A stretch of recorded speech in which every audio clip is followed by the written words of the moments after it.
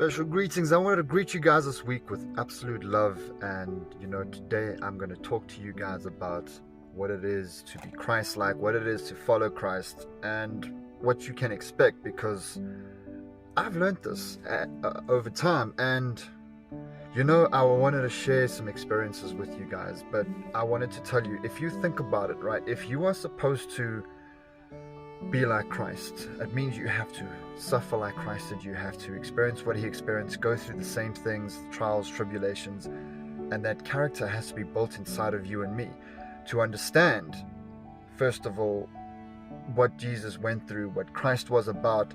And I want to tell you guys, it starts usually the moment you are born again. The prosperity and the word of faith movement promises you this great, amazing life, success, health, and you're a mini God.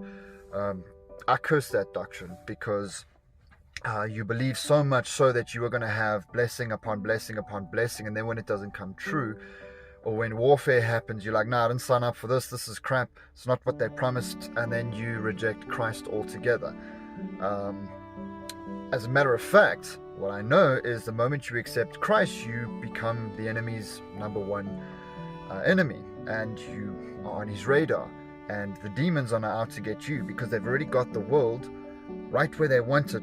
They're now after you, so you become enemy number one, and you get tested. And any legal ground that the enemy has, he starts operating through your family, through your friends, through your work colleagues. But when you manage to overcome the temptations and the trials and the tribulations, here's a couple of things that happens.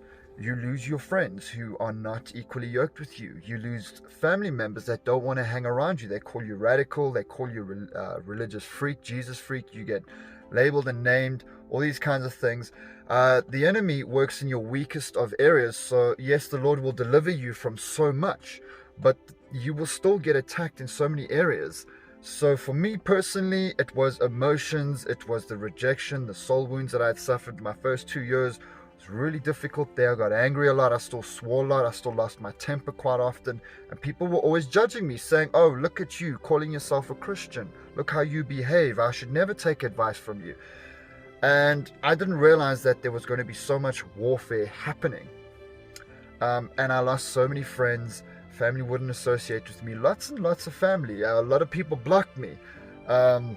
When I started to speak and tell people about, hey, I found the Lord, not many people could actually care. They didn't give a crap. They were like, oh wow, he's become one of those Jesus freaks, let's see how long this lasts. And I wanted to tell you guys, it was, in the beginning, it was hard for me, and then afterwards, I don't know, the Lord just gave me this peace, like, I got your back, don't worry, I'm walking this journey with you.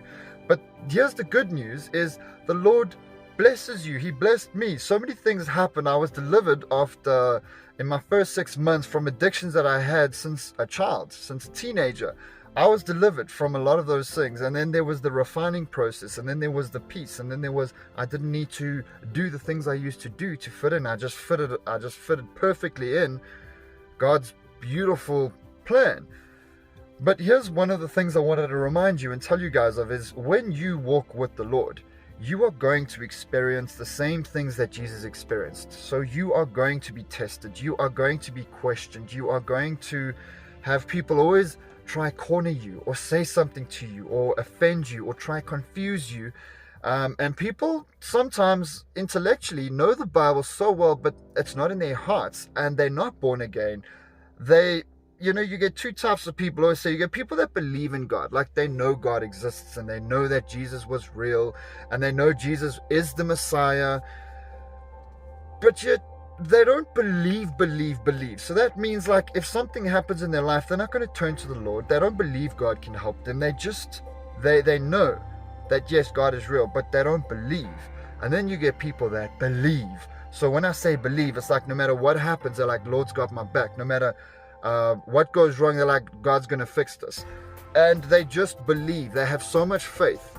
So yes, I was challenged by a lot of lukewarm believers. I was challenged by a lot of those intellectual type of Christians.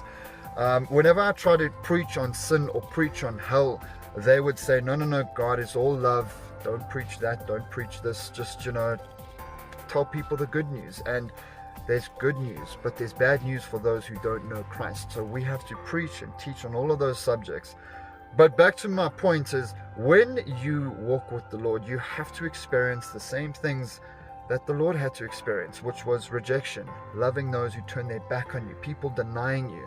So you got to understand that when the Lord takes you and you are changed instantly with him, you got to understand that you will be one with the Lord. And what does that mean? I had a revelation yesterday in church, and I felt like this revelation I have to share with you guys. Is the Lord showed me very clearly, before we are going to just, come into heaven and we are just going to be one with the Lord and just forever be home, we have to experience some things. There's a process. And the Lord showed me that in the millennium kingdom, when Jesus rules for 1,000 years, remember, you and I are going to have certain roles and responsibilities. And I think that we are going to be still here involved, and we are going to be preaching, we are going to be teaching, we're going to have certain roles and responsibilities to disciple, the millennium kingdom. And we are going to fall in love with them. They are going to be our family. We are going to preach to them. We are going to, I don't know what God's got planned. Amazing things are going to happen. You and I are going to get so close to new human beings that are going to be born and raised. And while we're all living in paradise, we are going to get so close and love these people. And then when the devil is let loose for a short while, remember, the Bible says the devil will be let loose for a short while. And the nations will be deceived. Can you imagine the heartbreak that you and I are going to experience when we have fallen in love with all of these people, and we have come into their homes, we have spent time with them, played with their kids, watched them, raised them, and been like a parent, like God has been to us, we to them, with the Lord. Imagine when they turn their backs on the Lord and they turn their back on you and I, and they choose the devil. Because that's going to happen. And I wanted to tell you guys, don't be surprised when you lose friends, when you lose those closest to you. Don't be surprised when you love the Lord and you're now surrounded by lukewarm people and they start pulling you down. Don't think because you love the Lord you can date someone who doesn't love the Lord and you're going to pick that person up. They're going to end up pulling you down. Don't be surprised when the Lord puts a calling on your life and you feel inside of your spirit and the Holy Spirit is moving you forward, that the people around you that are lukewarm or don't have the same love that you have, they're going to start to pull you away from that vision and that calling and that purpose and that plan that the Lord has for you. It's going to hurt. You're going to lose people. I'm telling you right now that times are going to get so tough. But what I do want to tell you, when you follow the Lord, you will have to experience a lot of what God experiences, a lot of what Christ experiences. You're going to have to go through that suffering and that sadness and that disappointment, so that your heart can be mended and you can experience what God experiences. So I do see that's going to happen to us.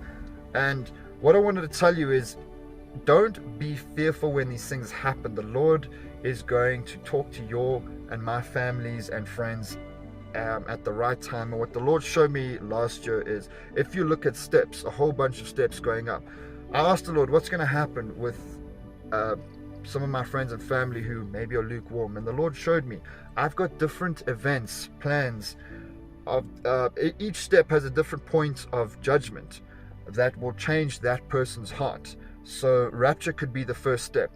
Tribulation, there's different periods, different events that are going to happen that are going to change their hearts.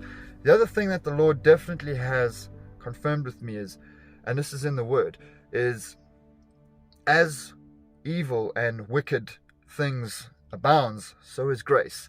So what that means is, the tough times that are coming to you and I, the Lord is going to build you and I up that we can handle it. So what this means is, the Lord's not going to send you into the ring to go and take on let's just say a boxing ring. The Lord's not going to send you into a heavyweight fight without preparing you first. So if you just walk in that ring now, you'll get knocked out. But the Lord's going to put you in that ring when you can handle punches and you can fight 12 rounds and you can fight with everything. He's going to build you and I up that we can face the evil that's coming, that we're not alone, and He's going to build us up. So what I wanted to tell you is, all the stuff that we're going through, this warfare, it's a process to build you and I up for the real fight that's coming. And there's going to be many fights, but just know through Christ we are always victorious, but we still have to fight. That's part of the warfare. But when you feel this fiery darts coming, guys, and you feel like you can't handle yourself, pull up the shield, pull that shield higher. So I wanted to wish you guys all the best. God bless, and I will see you guys soon. Goodbye, guys.